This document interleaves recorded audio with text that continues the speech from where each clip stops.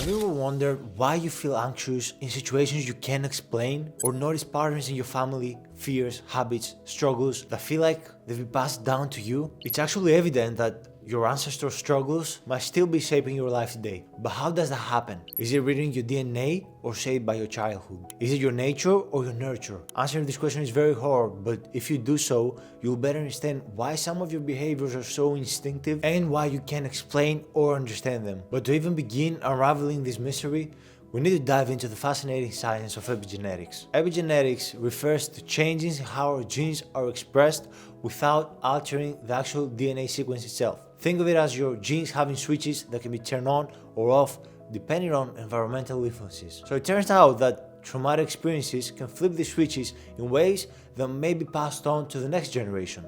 One of the most compelling studies on this was conducted with Holocaust survivors and their kids. Researchers found that trauma experienced by the survivors led to measurable epigenetic changes in the FKPB5 gene, which regulates stress responses and is statistically associated with a high rate of depressive disorders. Interestingly, these changes weren't confined to the survivors themselves.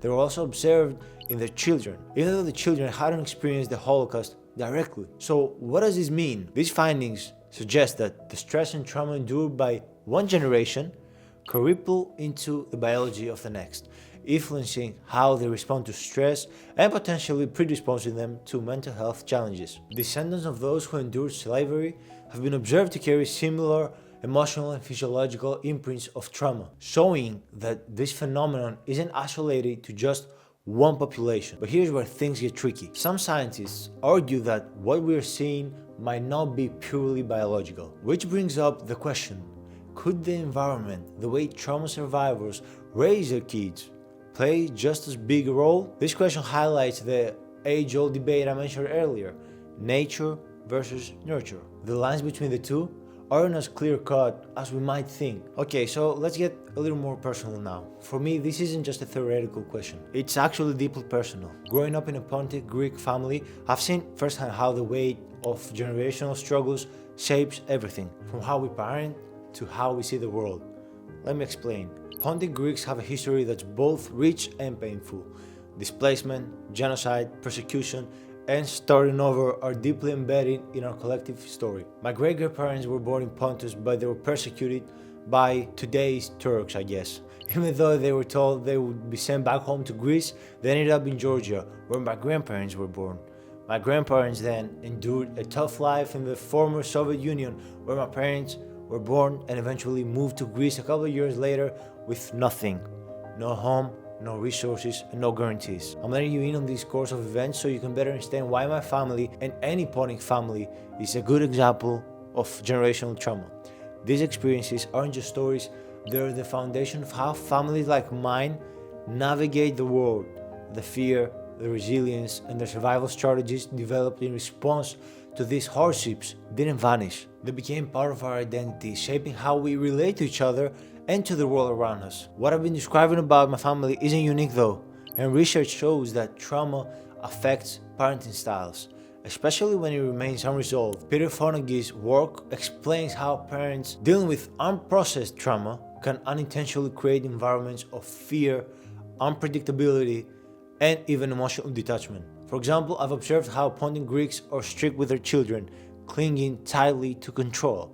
And considering what my great-grandparents went through, this makes total sense. Someone who had to either fight or run for his life will raise children from a place of survival and also mistrust of others, of the world. Here's where Bandura's social learning theory adds another layer. Children absorb more than just words. They absorb behaviors and attitudes. A parent who sees the world as dangerous might inadvertently teach your child to live in fear. What's fascinating is that this learned behavior often exists alongside inherited emotional burdens. This is very prominent among men in my culture who are supposed to be the rock of the house. And there's nothing wrong with being masculine, but masculinity has a lot of different faces. For Pontic men though, this idea of masculinity is often tied to silence. An unspoken rule that showing that you're vulnerable is unacceptable.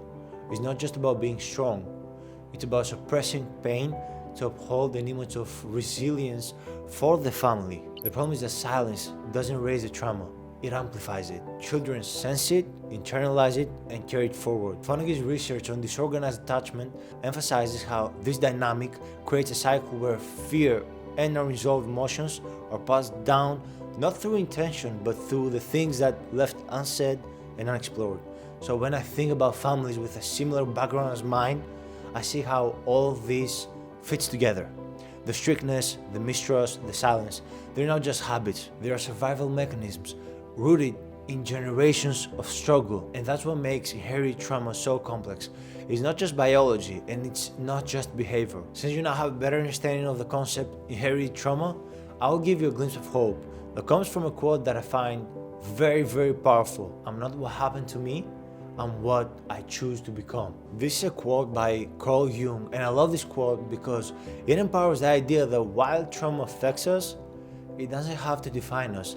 And understanding our inherited patterns isn't about being trapped by them, it's about learning from them. There's a big difference. When we see the legacies we carry, we gain the clarity to choose which parts we want to honor and which ones we're ready to let go of. And even though we focus on the negative aspects so far, let's see the beauty of the situation as well. Trauma isn't the only thing that's passed down.